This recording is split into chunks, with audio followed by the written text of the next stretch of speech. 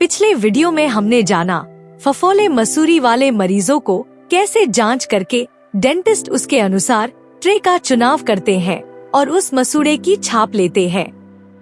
यदि आपने वह वीडियो मिस कर दिया है तो ऊपर आई बटन पर अभी क्लिक करें। आज हम जानेंगे कि उस छाप को डेंटल लैबोरेटरी भेजने के बाद वहाँ क्या क्या किया जाता है।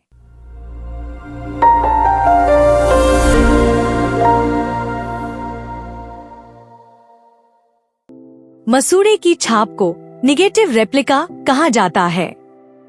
निगेटिव रेप्लिका का मतलब होता है जहां मसूड़ा ऊंचा है वहां छाप में गड्ढा होगा और जहां मसूड़े में गड्ढा है वहां छाप में ऊंचाई होगी। इसलिए निगेटिव रेप्लिका को पॉजिटिव रेप्लिका में बदलना होता है। पॉजिटिव रेप्लिका मरीज के मसूड़े की हूबहू प्रतिलिपि या मॉडल होती है। मेडिकल भाषा में इसे प्राइमरी कास्ट या प्राइमरी मॉडल कहा जाता है। यह मॉडल छाप के अंदर प्लास्टर डालकर तैयार किया जाता है। लैब के टेक्नीशियन छाप मिलने के बाद उसे अच्छे से एक बार धोते हैं। फिर एक रबर के कटोरे में प्लास्टर का पाउडर डालते हैं। पाउडर की सही मात्रा लेने के बाद थोड़ा थोड़ा पानी डालकर एक स्टील के हैंडल से उसे मिलाने लगते हैं।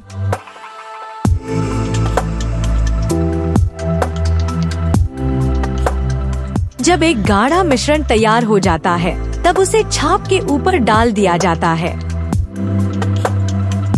अच्छे से प्लास्टर भरने के बाद उसे आधे घंटे से 45 मिनट तक सूखने के लिए छोड़ देते हैं।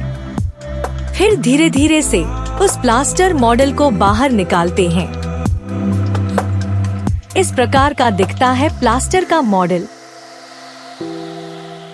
मॉडल बनने के बाद दूसरा चरण शुरू होता है। जैसा हमने जाना, सभी दांत निकालने के बाद मुंह की हड्डी काफी हद तक सिकुड़ जाती है। इसी कारण हर व्यक्ति के मसूड़े का आकार अलग अलग हो जाता है।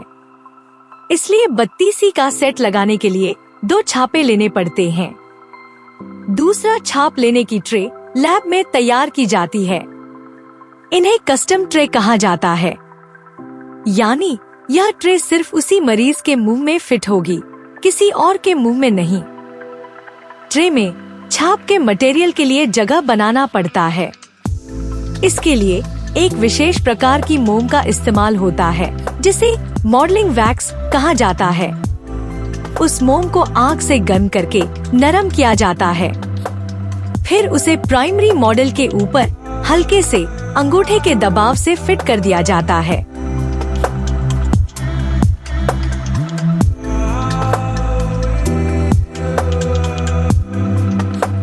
मोम थोड़ा सख्त होता है, इसलिए उसे बीच बीच में थोड़ा और गर्म करना पड़ता है।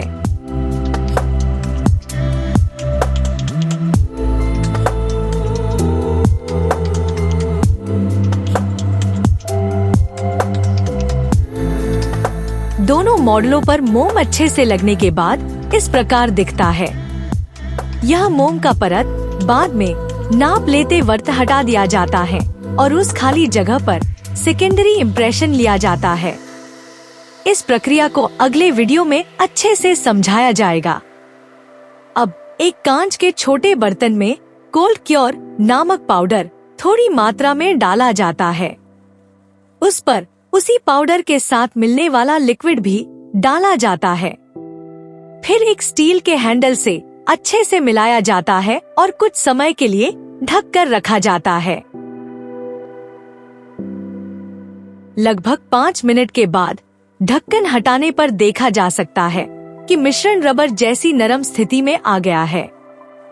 उस रबर जैसे पदार्थ को हाथ में लेकर एक गोल बॉल के आकार में ढाला जाता है।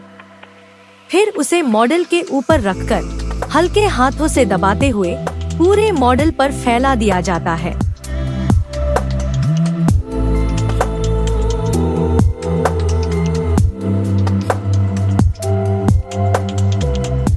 बर्तन में लगी बाकी सामग्री निकालकर एक छोटा हैंडल बना दिया जाता है। इस हैंडल का उपयोग अगले वीडियो में समझाया जाएगा। इस पूरी बनावट को कस्टम ट्रे कहते हैं। इसी प्रकार अन्य मॉडल के लिए भी कस्टम ट्रे बना ली जाती है।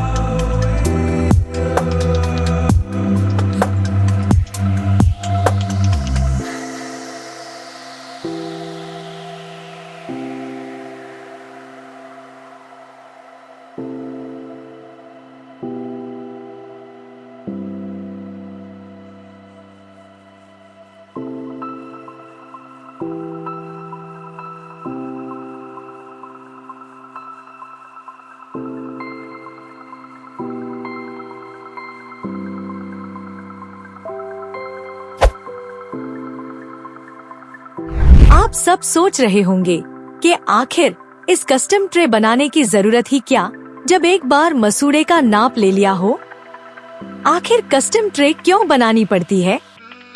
आमतौर पर स्टेनलेस स्टील या प्लास्टिक की ट्रे एक फिक्स्ड साइज में आती है, जिसे यूनिवर्सल साइज कहते हैं। लेकिन हर व्यक्ति के मसूड़े का आकार अलग होता है। इसी वजह से कस्टमाइज्ड ट्रे की जरूरत पड़ती है, ताकि मरीज के मसूड़े का सही माप लिया जा सके। कस्टम ट्रे बनाते वक्त एक बात का ध्यान रखना बेहद जरूरी है।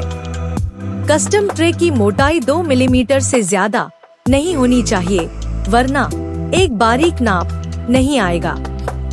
अब मरीज को बुलाकर दूसरे दिन का काम शुरू होगा, जिसमें दोबारा मसूड़े की छाप ली जाएगी।